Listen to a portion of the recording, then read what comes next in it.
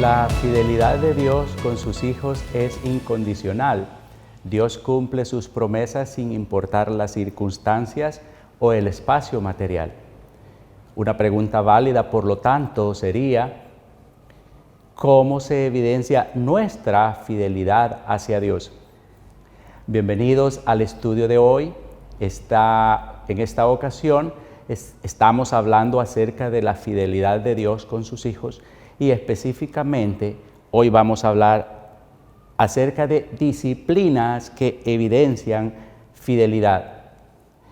De hecho, uno de los ejemplos más importantes acerca de la fidelidad y que, como lo veíamos en el primer estudio en el libro de Oseas, se toma también como ejemplo, es el matrimonio.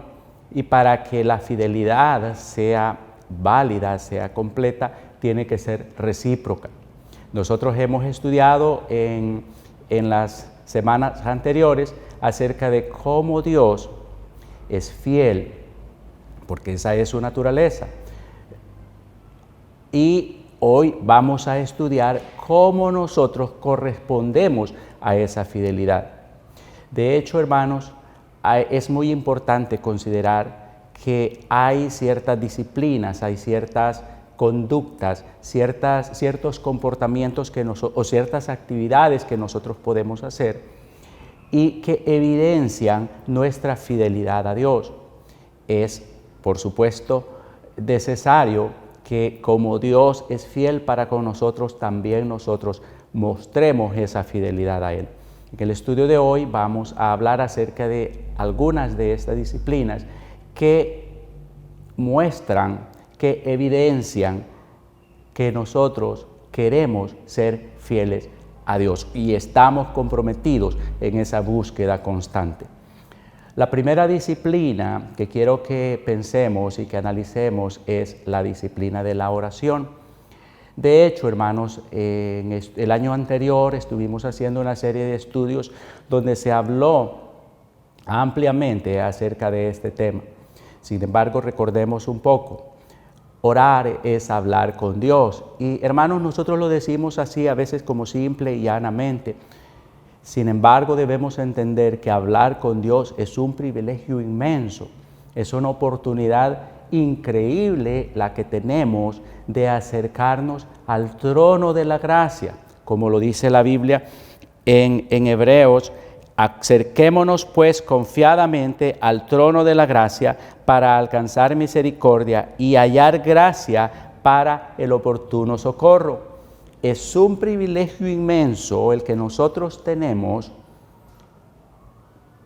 al poder tener acceso a la presencia misma de Dios a través de nuestras oraciones.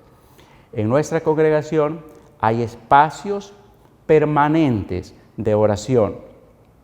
Hay en la agenda de nuestra iglesia, hay espacios constantes para que podamos dedicar tiempo en conjunto como iglesia, como congregación, para esta disciplina.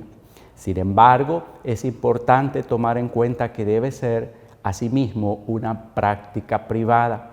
Nosotros, como hijos de Dios, debemos constantemente buscar la presencia de Dios, buscar a Dios mismo a través de la oración. Es importante, hermanos, entender que cuando vamos a la presencia de Dios en oración, no es simplemente llevar una lista de peticiones, sino que hay que ir ante la presencia de Dios con algo más que eso. Ya en algunos estudios anteriores hablábamos que hay al menos 5 tipos de oración que nosotros debemos hacer. La primera de ellas es la oración de confesión, la oración también de adoración, la intercesión, la oración de peticiones y también acciones de gracias. Cuando nosotros, hermanos, entendemos esto y asimismo entendemos la importancia de la oración, es más, Pablo a los filipenses les decía: orad sin cesar. Eso significa, hermanos, que nosotros debemos hacer la oración una práctica no solo diaria, sino constante a través del día. Es decir, que en cualquier circunstancia en cualquier momento del día nosotros podemos apartar unos minutos para hablar directamente con Dios. Así que es importante, hermanos, que tengamos en cuenta que esta primera disciplina es apoyada, es respaldada a través de toda la Biblia. Recordemos que los grandes hombres de Dios siempre tuvieron un momento de oración cuando iban a tomar decisiones importantes, cuando venían cambios importantes a su vida. Ellos tomaron un tiempo para la oración, para hablar con Dios. Cuando habían dificultades específicas en su vida que resolver, ellos también tomaron tiempo para hablar con Dios. Así que hagamos de la oración, hermanos, una actividad constante, diaria, permanente, porque de esta manera nosotros le estamos mostrando a nuestro Dios nuestra fidelidad, que queremos estar cerca de Él. Porque, hermanos, cuando amamos a alguien, queremos conversar con esa persona, queremos estar cerca de esa persona. Y salvando las diferencias, el amor que Dios nos tiene se manifestó en su Hijo Jesucristo. Y nosotros podemos corresponder a ese amor haciendo específicamente esta práctica, buscándole a Él, queriendo hablar con Él, queriendo permanecer tiempo con Él. Así que dediquemos tiempo a lo largo del día y participemos asimismo en las actividades que son programadas por parte de la iglesia. Así que esta es la primera disciplina a la que quiero referirme. La segunda, hermanos, es igualmente importante, y la segunda disciplina es el amor a la Biblia. Nosotros entendemos y sabemos que la Biblia es nuestra regla, que es la palabra de Dios y que es nuestra regla de fe y conducta. Por lo tanto, si sabemos que es la regla de fe, la regla de conducta, es decir, el patrón por el cual debemos conducirnos, es importante, en primer lugar, conocerla. Es importante que nosotros sepamos qué es lo que la Biblia dice, para que a partir de ahí nosotros podamos interiorizarla y obedecerla. Hay algunas prácticas importantes que podemos hacer en este tema.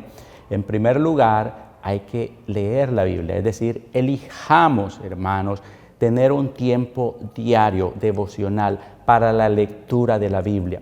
De hecho, es muy fácil leer la Biblia a lo largo de un año. En algunas Biblias ya viene la forma de cómo podemos leerla en un año. Sin embargo, es muy simple. La Biblia tiene 1181 capítulos. Eso significa que si nosotros dividiéramos o leyéramos 4 capítulos al día, en menos de un año la hemos leído por completo. Esa es solo la primera parte, la lectura. Para conocer la Biblia, pues tenemos que leerla. La segunda parte, hermanos, es estudiarla. La lectura obviamente es relativamente superficial, pero el estudio tenemos que ir mucho más profundo. Tenemos que entender, esto es muy, muy importante, tenemos que entender a quién fue escrita, por qué fue escrito, cuál fue el propósito principal y más importante por el cual se dijo eso en el texto. Y a partir de ahí, nosotros releerla y aplicarla a nuestro mundo actual en nuestra fecha presente. Porque es muy interesante y muy bonito leer las historias y encontrar todo el significado que esas historias tuvieron para el pueblo de Israel, si hablamos del Antiguo Testamento, o para la iglesia, si hablamos del Nuevo Testamento, la iglesia primitiva, si hablamos del Nuevo Testamento, o para algunos personajes en especial. Sin embargo, más importante aún, ¿qué es lo que esa palabra me dice a mí? Y para ello debemos estudiarla. Y viene una tercera actividad que podemos hacer, y es la meditación. Meditar en la palabra de Dios significa que nosotros tomamos la lección entendemos cuál fue el significado, para quién se dijo, por qué se dijo, y una vez hemos entendido eso, ¿qué eso me dice a mí? Yo lo medito, yo interiorizo esa palabra, y esa palabra dada por Dios directamente al pueblo o a algún personaje en especial, se convierte en una realidad para mí en pleno siglo XXI. Cuando nosotros meditamos la Biblia, en realidad lo que estamos haciendo es releyéndola y aplicándola a nuestra vida.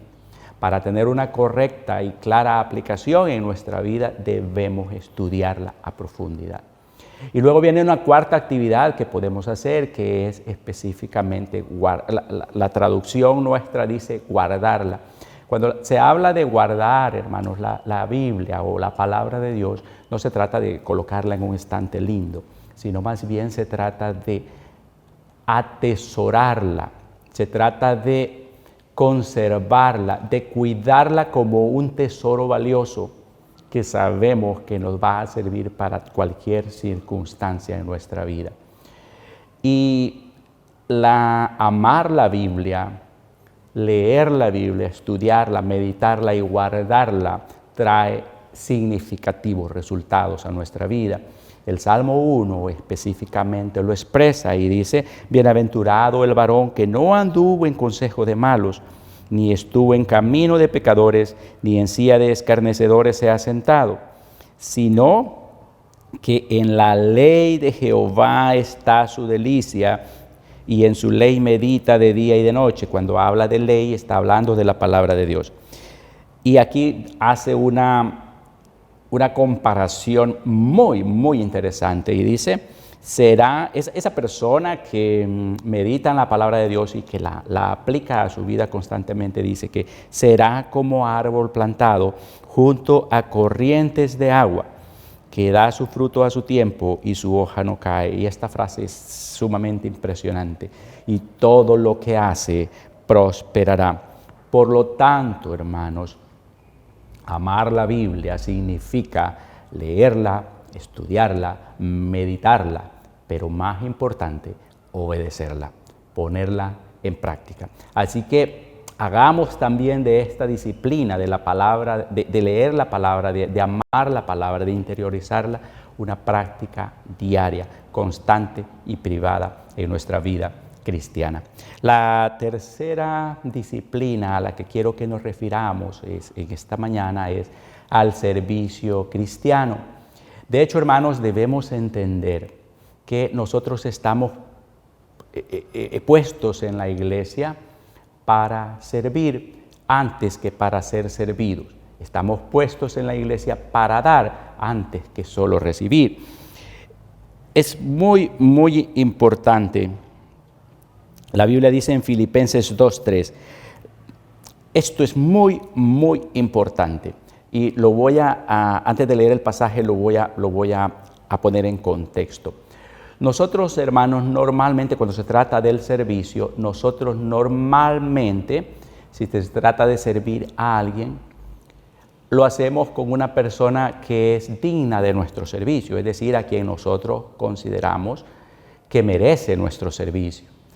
Y cuando se trata del servicio en la congregación, hay un aspecto muy importante que la Biblia dice que nosotros debemos tomar en cuenta, y eso está en Filipenses 2:3. Dice: nada hagáis por contienda o por vanagloria, antes bien con humildad, estimando cada uno a los demás como superiores a él mismo. Esto es bien importante, porque no es, hermanos, la Biblia ya ha especificado y ya ha hablado, y lo veíamos en el estudio anterior, que ya no hay diferencia, es decir, en el pueblo de Dios todos somos iguales, pero aquí el apóstol hace una distinción. Dice que debemos considerar a los demás como superiores a nosotros mismos.